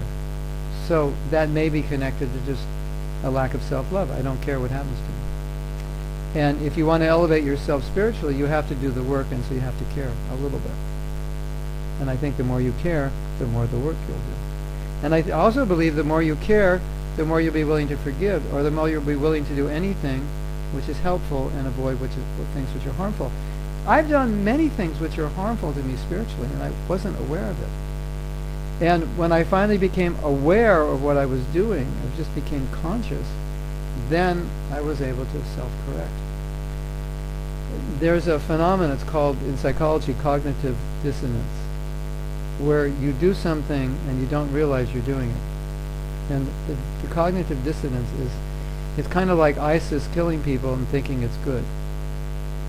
We look at that and go, wait a minute, this doesn't make sense. And then, no, it does make sense, because these are all infidels and we have to establish Sharia law, so these people are in the way. They're just burdens to the planet, so we should kill them, and that's an act of religious devotion. And we're looking at that and saying, that's not an act of religious devotion. That's what animals do, right? So there's a cognitive dissonance in that because they think the cause is righteous, they think the action is righteous. They don't become aware that this is wrong, that killing is wrong. Similarly, in our life, if I think I'm a good person, I may do something not good and I don't realize it's not good, because I can't imagine ever doing something that's not good. And someone will tell me, you did something that's not good, I will deny it, because I'm a good person. It's a cognitive dissonance. If you think you're good, you won't be aware when you're doing something bad, even if you're doing it. Like sometimes, like those of us who are practicing Krishna consciousness, sometimes we get angry. Yes? And that's not, generally it's not spiritual. And if we think we're very spiritual, then we'll think the anger is very spiritual. And we're not aware that it isn't. Or we'll do something that's not spiritual and we're not aware of it because we think we're spiritual. That's the cognitive dissonance. It affects all of us. That sometimes we're not aware. So we need to be more aware. And that awareness comes when we try to align. To be aligned 24 hours a day with spiritual qualities. Then we'll become aware when we're not. Like you're about to get angry, but you don't. Because now you're becoming aware that this isn't good, I shouldn't do this. But if you just think, doesn't matter, I'm a devotee of Krishna, I can get angry. What's the problem? Then you'll just keep getting angry. Right? Isn't it? Or, you deserve that I'm angry, I'm getting angry because you deserve it. Then, as you advance more, you become aware, no, that's not really right. I mean, it may be right sometimes, but generally not. Sometimes you can get angry, but it has to be anger that's controlled. Yes? Yeah. But everything can be positive. Benevolent anger. Like we're all angry when we hear what ISIS does, or we hear how the earth is being destroyed. It makes us angry. But if you use that anger to go out, okay, let's go out tonight and bomb all the slaughterhouses. That's anger misused. But if you do something to protect animals from slaughter, that's benevolent anger, because you're not going to kill anybody, and that anger is going to be an energy. So, it becomes a good energy, and it uplifts everything. But anger, which is degrading you and degrading everyone else, which usually is coming from anger which you can't control. It's revengeful anger. That's not good.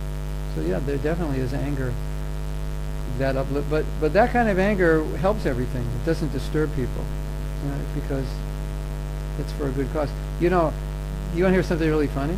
Because we're talking about anger as energy. Well, they took two groups of people working in high-stress situations. And one group, they lectured to them, and they told them all the problems with stress, how it wears you down and makes you ineffective at work and so on. And then they took another group and they said stress is actually good for you, because when you're stressed, you're right on the edge, so you work better, and you can use stress to achieve more. And so the first group was completely stressed out, and they performed lower. And the second group, they're in the exact same stressful situation. The second group wasn't stressed, and they performed better. Isn't that interesting? So anger can be really productive, and it can be really degrading. Generally degrading. Most people don't know how to use it positively. And Krishna says in the Gita, there are three gates to hell. Gate A, Gate G, and Gate L. You have your choice which gate you want to go. One is anger, one is greed, and one is lust. Those are three gates. Take your pick. But they say if those gates are in India, you're lucky, because the machines that take you to hell, they never work in India. So you'll be fortunate if you're in India. Nothing ever works in India, so if you're going to go to hell, the truck that's going to take you, or the bus, it won't start. Or it'll have a flat tire or something.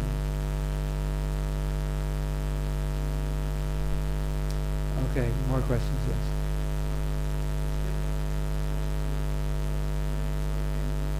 Yes.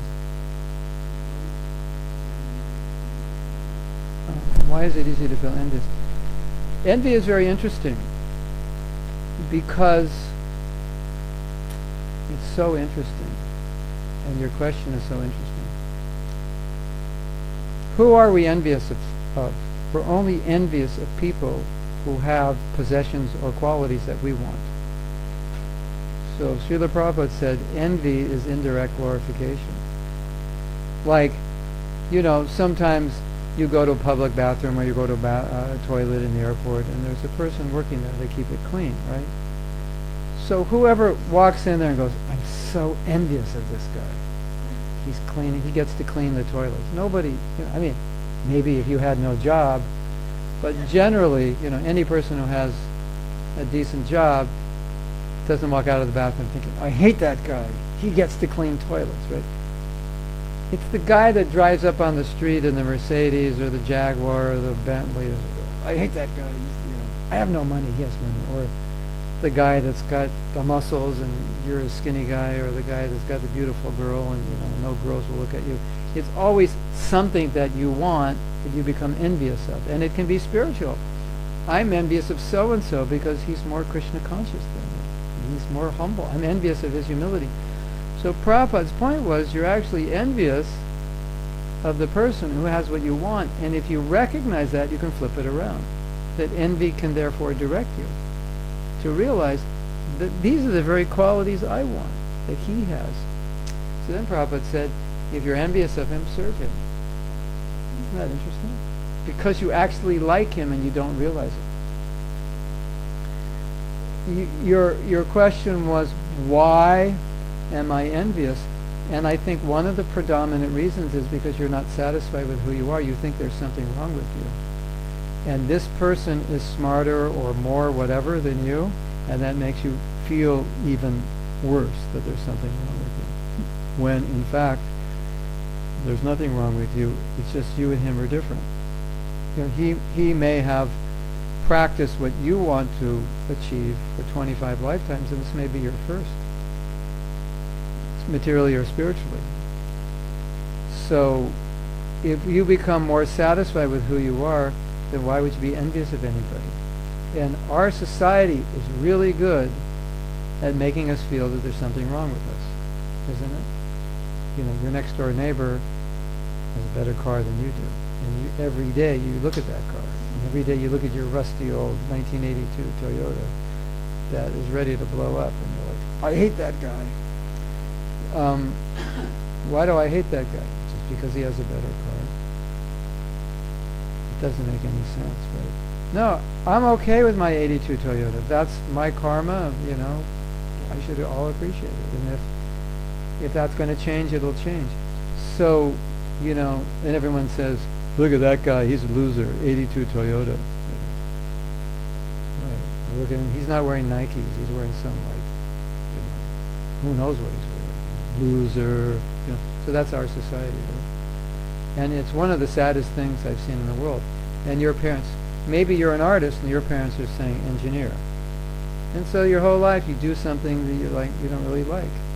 And subtly it wears you out, or even grossly. And that's sad. No, you have to be an engineer, because if you're not, there was no prestige and money in the family. You know, photographer, do that in your spare time. Artist? No way. Writer? Are you kidding me? Isn't it? So, so many, you know, I can't believe that the main varna of Indian youth is computer programming. Just, you know, it can't be. There has to be more variety in the Indian psyche than just engineering and programming. There's obviously musicians, artists, photographers, writers, you know, but you get pointed in one direction, and then if you're not good at engineering, but you're like you might be a really amazing movie producer, but your parents want you to be an engineer, then you feel like there's something wrong with me. I'm a loser, isn't it? So we should all be aware of that we may be in occupations or doing things we're not good at, and could be, you know, really good at something else, and we don't even know it because we were never exposed to it, and then we feel bad. Yes. You want to say? Oh, okay. Is that okay? Yeah, right. Now, the last thing I want to say is, if you're envious of someone, you should appreciate them, because they have what you want. And if you don't appreciate someone who has what you want, you've created a negative around the thing you want. You know? I just wrote a book. It's being published now, right? So, let's say Pushpa wrote a book, and it just sold 1 million. I hate Pushpa. She sold them, you know, 1 year from now I've only sold 1,000 books. I hate her. That's stupid. I should like her because I'm liking the fact that she sold 1 million books. If I hate her, I'm hating the fact that she sold 1 million books. How am I going to be productive by hating someone who just did what I want? And that's the mistake we make. We hate people who do what we want to do, so we create negatives around the things we want. It doesn't make any sense. So envy is illogical, isn't it? If you dissect it. It's very interesting to dissect it. It's completely illogical. Pushpa sold 1 million books. I should become her best friend. I should, like, how did you do it? Show me, you know. Like, I want to get that Shakti. What did you do? I want to connect with that. I should, like, bow at her feet. Look, I'll do anything. I'll clean your dishes. Just show me how to do it. But I am proud of, I'm envious. She's not going to tell me how to do it. I'll do it myself. What's the point? Yes. Yes. Yes. Yeah. Okay.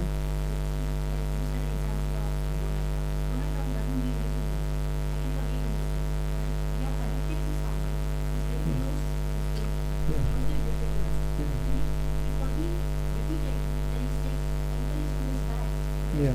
Okay. So there's something that I think is important, especially if you're Indian and you're married and you live in the house of your husband. You then have the opportunity to interact with your mother-in-law.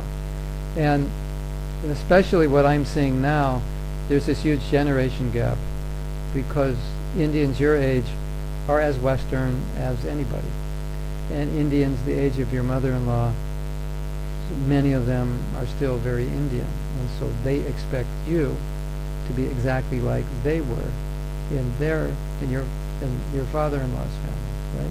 This is what I did. We moved in the house and I did everything. I cleaned, I cooked. So they expect you to do that, and this has become a huge problem. So what I'm seeing is, in some cases, has been very harmful for women. It's really caused major problems in their marriage, and it's caused psychological problems because they feel so guilty. But they're career women. They're trained. That's what they want to do, and the mother-in-law doesn't understand. So what I realized is that in some cases, by being tolerant, you get exploited. And by being too tolerant, they take advantage of you, and it actually can harm you, because I've seen it. It can harm you emotionally, and that emotional harm can harm you physically. So there is we glorify tolerance, but there is a point that sometimes tolerance starts to, instead of elevating you, it starts to degrade you. So I think that's something to consider. Is my tolerance now elevating or degrading? And the other answer to your question is that if you're in a situation, and you can't always do this, but you can try, you can be forgiving, but you can also explain that I forgive you, but this behavior is having a bad effect on me. It's difficult for me to tolerate it. And if they don't understand, then something else you can do is try to understand why they don't understand, and try to understand what need they're trying to fulfill in asking you or not understanding you. And especially if a person is making you feel bad, and that gives them some kind of satisfaction, then you can understand that internally they're very unhappy, and they're getting happiness by controlling you. So sometimes you just have to understand that it's not a personal issue. It's just that's what they do, and sometimes you can just go along with it, knowing that they're not going to be any other way. So every situation is different, and you can deal with each situation differently, or apply all three. But one thing I've learned in situations where people do things to upset us, it's good to understand what's going on within them that would cause them to do that. And sometimes we can become compassionate, and then it doesn't bother us. So, okay, now I understand why they're doing that. They had a difficult life, or they lost their mother when they were young, and I can see them sometimes they lose their temper very easily because they probably were traumatized by that. Someone just told me recently there was someone who was acting in ways which I didn't think were really so mature or so logical. And then this person said, he grew up in a really difficult situation. He grew up in a war zone and was traumatized by it. So, okay, so I can understand. So then I can be more understanding of him when maybe he acts illogically, that there's just some trauma that's stayed with him all these years because he was grew up in a very difficult situation. So then, you tolerate it because you understand what the traumas they've gone through. And I think the next generation will have it easier with mother-in-laws. But there's a huge gap in India, and a lot of ladies have problems. And one lady almost killed herself because of it. That I know. Maybe there's more, but she almost did. It was so bad. what they wanted her to do was exactly opposite of what her goals in life were. And she didn't have any reason to live. And she was becoming suicidal.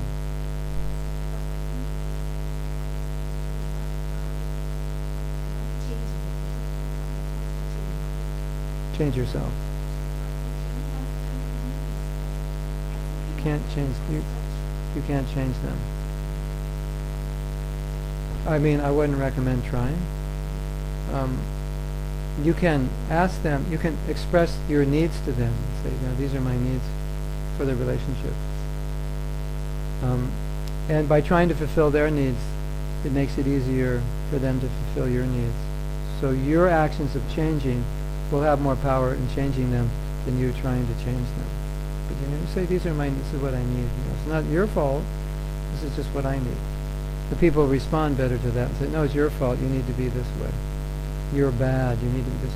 No, these are my needs. I have a need. This is my need. I need to do this. I know you expect me to do that, but if I do it, I'll just become depressed, and I need you to facilitate. And other needs I can facilitate for you. Of course, every situation is different, but that's generally people respond to your needs when you respond to theirs. Is that okay? Yes. Mr. Manu.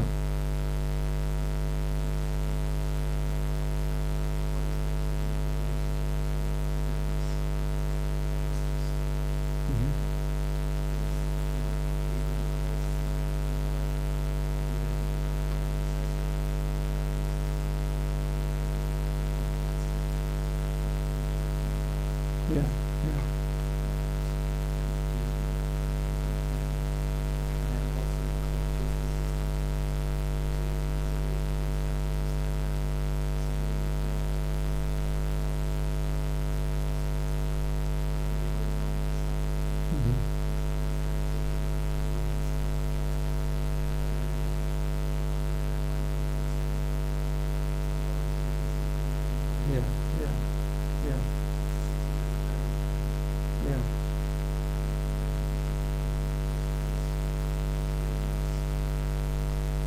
How does it work? Well, one interesting concept is that if I hurt you and I need to ask forgiveness from you, I certainly want it. So basically I'm asking, I say, I know I deserve not to be forgiven because I've abused you, but I'm asking you to forgive me. So we'd all want to be forgiven, right? So the paradox is, when we flip it around, that you do this, you hurt me, and then you ask me, and I go, no, for you, I don't want to give you forgiveness, justice. We're going to take this, and you should be met out justice. So I want justice for you, and I want forgiveness for myself. So I think we need to begin there to understand. We all want to be forgiven, but sometimes when we look at a situation, we think, no, this would be wrong to forgive, because it's about justice. And as we said before, for a devotee, it's always right to forgive. Now, if you're in the position of a administrator, kshatriya or something, then you may not forgive, because your duty is to met out justice. That's your service, right? But it doesn't mean you don't forgive the person just because you sentence them to jail, right? So I have a friend, and her husband, he became a drug addict and kind of a sexaholic. And one day he came to her house and was in a rage and took a hammer and smashed her car, every window and everything. And prior to that, he was having a relationship with a minor, and he was addicted to some drugs. So after that, she called the police and got a restraining order on him. And then he broke the restraining order, and she had him arrested, and he was put in prison. And she told me, she said, I completely forgave him. I have nothing, say, I love him, but he's dangerous for us, and he belongs in jail. So she had absolutely no enmity. It wasn't generated from enmity at all. It was actually for her welfare, and ultimately it was for his welfare, because he got off the drugs. And after he was in jail for about a year, one of my friends saw him and he said, actually going to jail was the best thing that ever happened to me, because I was just crashing in my life. And then I think he has no resentment for his wife because he's happy she did that. So I think the problem is we get confused by actions and we think, well, if she put him in jail, that means she hates him. Not necessarily. She didn't have any resentment and she put him in jail. So that was my point earlier. As people practicing spiritual life, we have to be careful not to be motivated by anger. And what we do will vary according to time, place, and circumstance, according to what's best. Just like Prabhupada said, if someone attacks another devotee or another person, we defend them. That's our job. So, okay, no, we're forgiving. He's banging your wife's head. No, we just forgive. No, you jump on the guy. You straighten the situation out, right? But it's not the rest of your life you hold on to resentment. You just did what you had to do to protect your wife. So I think that's the important point for us practicing spiritual life. We have to be that was that story about what goes in your heart. We have to be very careful what we allow to remain in our heart. That's the point. And sometimes there doesn't have to be justice. Sometimes there has to be love and affection. You know? And sometimes that heals more than anything. Okay, you did something wrong, I forgive you. Can we talk about it? And we see how we can make it right. So I've seen Prabhupada deal in both ways. You know, there are many people who did very bad things, and Prabhupada welcomed them back because they were sincere and they did a lot of service. But there are people who did bad things and they were warned, and they did it again, and Prabhupada said, okay, we warned you, you would have to go if you did that, and when they did it, they went. So he you know, mercy was always the first choice. So that's my realization, to actually keep those two things separate. The condition of your heart, and then what you have to do externally to deal with the situation. I've also seen that there are individuals whose nature, it's all about justice. You know, and if there's an injustice, they become intolerant.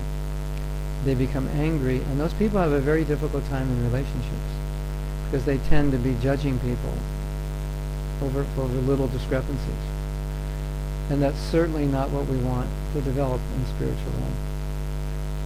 I've seen those kinds of people. It's just their nature, it's their personality. They can't tolerate injustice, but it's to such an extreme that their lives are difficult because there's injustice everywhere. And they have a lot of enmity in their heart towards injustice and people who do injustice, or even if a lot of times it's just perceived injustice, it's not real. And it looks like it, but it's not, and that's dangerous.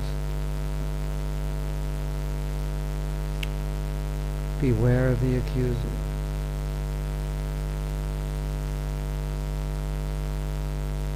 Now these are general things because I don't know the specifics you're talking about, but these are general principles that I've just classified it generally. Deal with the situation as it needs to be practically, and deal with your heart in the Krishna conscious way. So all your motives in rectifying the situation will be as pure as possible.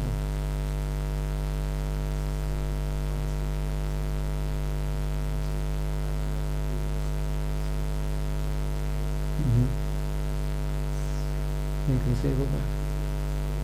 Well, if the man who did the killing killed himself, so there was nothing more to do now.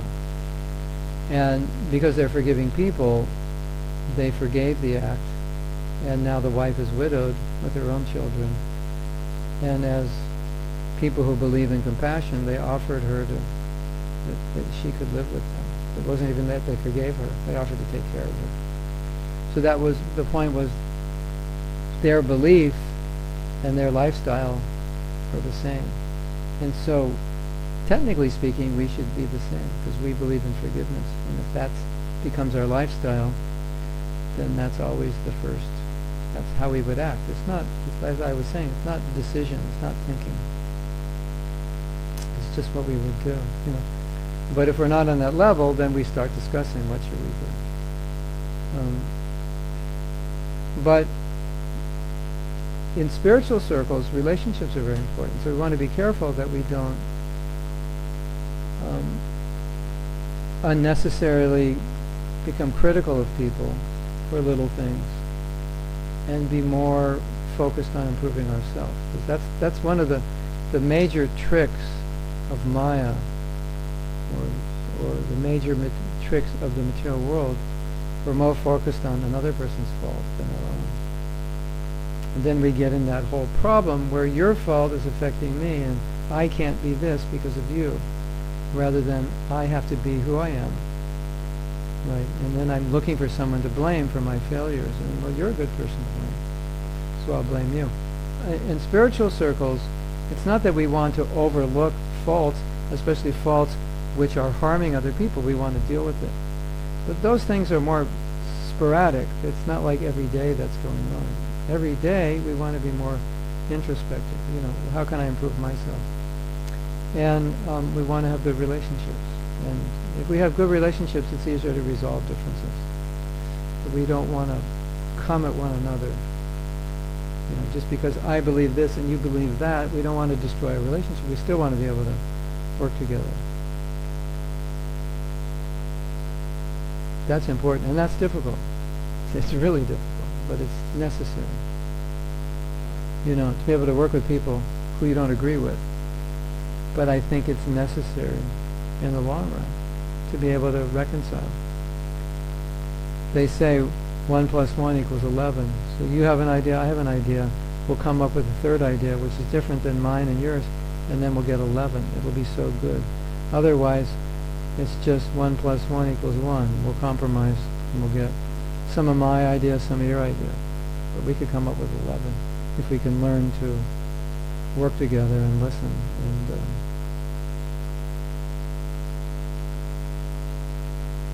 be a little introspective. Yes?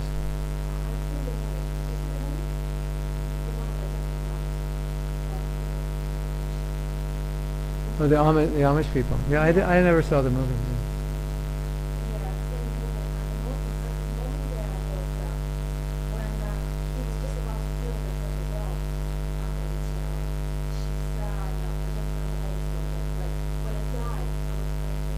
Oh my God. Yeah, and that was the moment in the movie, but she couldn't see it, it was her child, and at the end of the movie, she just knew from another child what she was said by the end of her life, and that was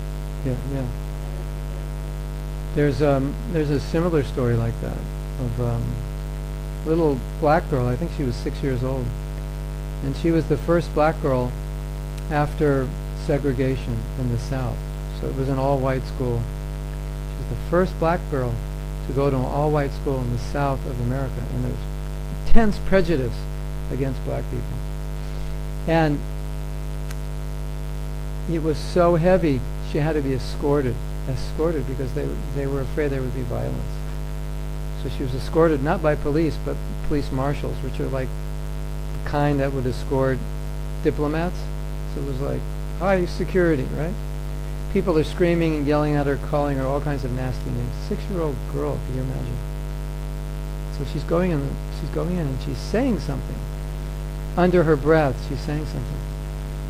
And then the marshals would come and they would escort her out of the school and she would say something. So one day they said, "What are you saying?" She said, I'm praying that they'll be forgiven for what they're doing. And the marshals they couldn't believe it. So 6-year-old girl said, "Why?" Said, "Don't you think they need to be forgiven?" And so that was how she grew up. In her family, that's how she grew up. And so my point is, if you don't grow up that way and then you adopt a teaching that teaches that, you have to now get from here to here and align so that when it happens, you don't retaliate with negativity, and automatically forgiveness is just natural. It's just, you don't even think about it. It's just how you do it. And my experience is, when people go through my forgiveness workshop, that's how they become. Because they realize that's just the way we should live, and they feel liberated. And they never want to hold on to resentment again, because they've already let something go that's so painful, and their life has improved so much. So the government of Ireland should invite me to resolve the issues. If they could forgive, they would resolve the issues. A point about this justice that you brought up is an interesting story in Mahabharata. In Mahabharata, there was some cheating going on. And there was cheating going on in a game of dice. And so one group of brothers called the Pandavas were cheated. And the stakes of the dice game were that they would lose their kingdom, because they were kings, and they lost their kingdom. And the agreement was, you lose your kingdom, and you go into exile for 14 years. And if we catch, what was the agreement? If we catch you, then what happens? If we recognize you, then another 14 years, something like that. So, the king who was cheated was addicted to gambling. He couldn't control himself. But they had loaded dice, right? So he was cheated, he lost his kingdom, and he accepted the exile. Now his wife was very angry. And she said, they cheated you. She was really angry. She said, they cheated you, and you accepted the agreement. You don't have to accept the agreement because the game wasn't fair. She was really, really angry. And he said, no, I agree to accept the agreement, so I'll accept it. And she was going on, you fool, you idiot. And she said, idiot. She said, how can you say this? Don't you understand? This is not Dharma, this is not right. And you're supposed to know Dharma, and how are you letting yourself be cheated? And she's going on, really, really angry. And he just stopped her and he said, nothing good will come out of anger. We have to deal with this peacefully. And then he started talking about forgiveness. And he said, let us forgive them. He said, because if we don't forgive them, if we retaliate, and everyone retaliates for the hurt that's perpetrated against them, we will destroy one another. And the world will no longer exist. He said, therefore, the world is maintained by forgiveness. It was like a monologue, like a 5-minute monologue about how bad it is to act out of anger and resentment. And because they're Kshatriyas, they know that if we don't act out of righteousness and we just act out of how we feel, we'll kill everybody. Because we'll just retaliate. And that was my point. If you're becoming spiritual, you don't retaliate with the same energy. You retaliate with a higher energy. There's a saying, never get back at anyone except those who did good to you. So, something like that.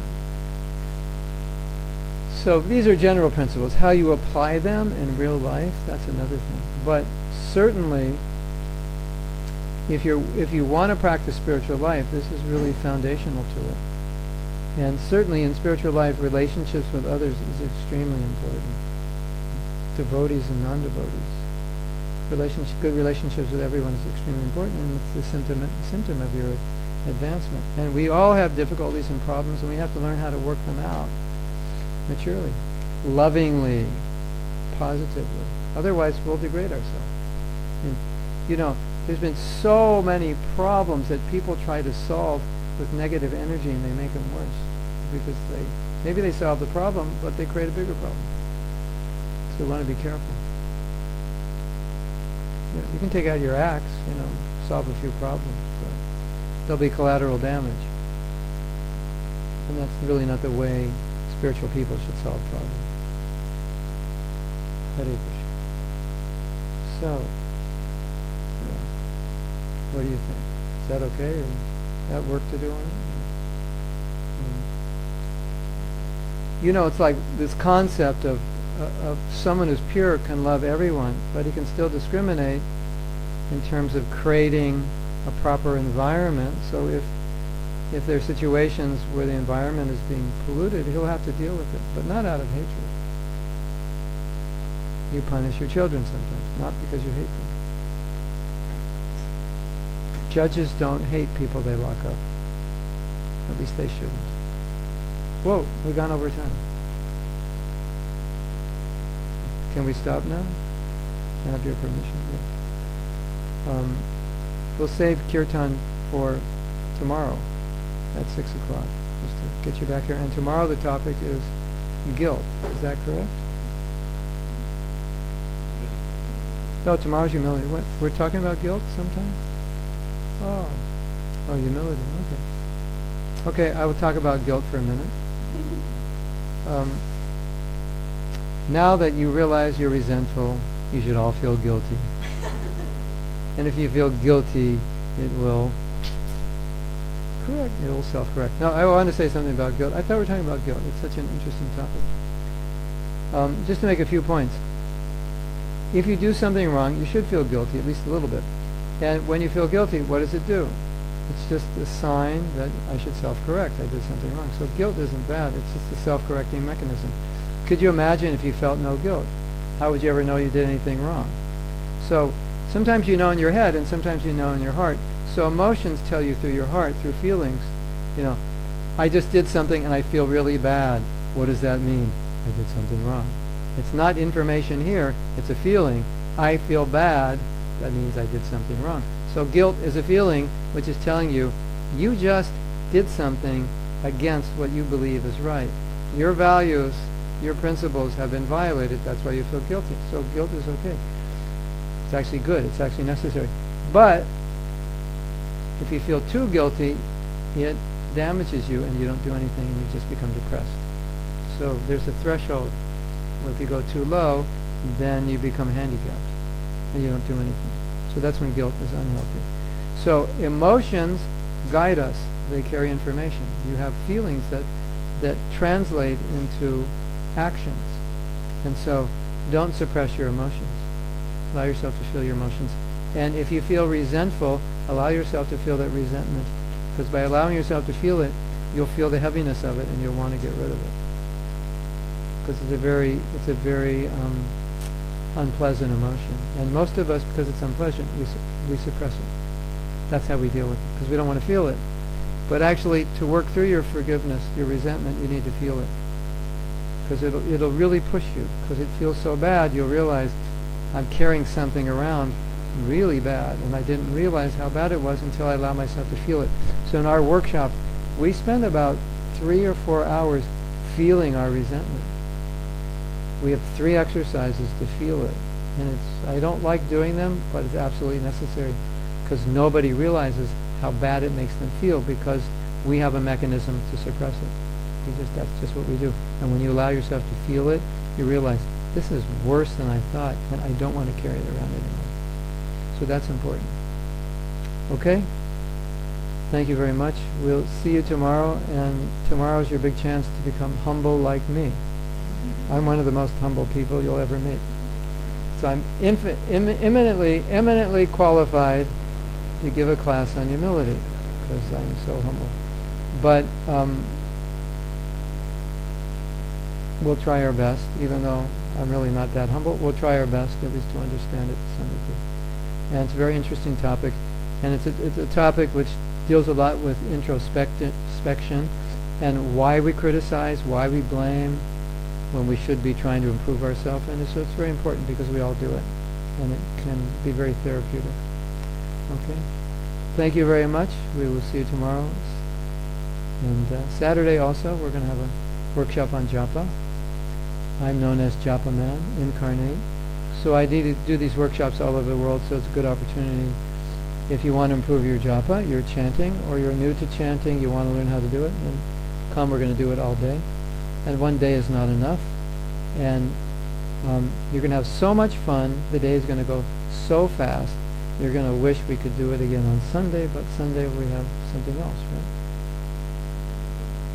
Sunday program. Anyway, don't be scared that it goes 8 hours. We do a lot of interactive exercises, and the day just flies by. And by the end of the day, your chanting will improve 100 times, guaranteed. We'll transform it. That's my promise. So if you're chanting or you want to chant, come and tell your friends, because it's going to be really good. I'm not tooting my horn. I've been gifted with the association of many people who've helped me learn how to teach this, and I'm just relating my experience for what I see for people who take it. It really transforms them. So we'll look forward to being with you for the next few days. Yes. Chanting on beads. We chant the mantra we chanted together, we chant individually on beads. My daughter will show you, she'll explain. And we have some bad news, we forgot to bring the CDs, because some of you said you would want to get some CDs today, but we'll be back tomorrow. So we'll have the CDs tomorrow, and Saturday and Sunday. And also on my website, we also have audio lectures of this topic, forgiveness, and then we have a CD on forgiveness. So, and I have articles on forgiveness. So everything's there on my website, mahatmadas.com. So you can go there and take advantage. Okay, thank you very much. Hope you had a good time and learned something. Hare Krishna. If you want to get some beads, then we can show you how to chant. It'd be really good. Start chanting a little bit. My daughter will show you. You have extra beads? You have beads? Yeah. Yeah. So anyone wants to chant, start chanting today, then you'll be ready for Saturday. And it'll have amazing effects on your life. Okay. He's going to tell you to give a donation. So I'm going to tell you why to give a donation, because he didn't tell you yesterday. I'm a teacher, and in our culture, one of the things that teachers do is they don't charge. So you think if you teach and you don't charge, how do you get food and shelter and clothes and all these things? Because the culture, this is an Indian culture, your students, they support you. Some students have little money, some have a lot, and so that's the way I work. So when he asks for donations, it's to support me as what we call a Brahmin, as a teacher. So rather than say, pay this much for the workshop, we say, we come every day, we do the workshop, and according to your means and what you get from it, you offer. So you can offer tonight, tomorrow, the next day, as you like. And that helps me further expand the teachings, and also I'm married, and it also helps me maintain my family so that I don't have to do anything else, so that I can devote my life to this. And I've just come out with a book, and I'm coming out with a second book soon, and we're working on a third book, so it gives me time to do this, because if I'm out there painting houses or selling insurance, I can't write books and teach. So it's better I do this, I think. So that's how I maintain myself. So if you want to help tonight or any other night, you can give large, small, whatever you like. We have projects, hundreds of thousands of dollars we need to collect, so don't be shy. Don't think, oh yeah, I'll give him 20 euros so he can buy a veggie burger tomorrow. No, we have big projects where we're doing big things, so we can utilize big donations also. So just so you know. Thank you very much. Hare donations as well. Hare Krishna. On my website, my favorite button is the one that says donate.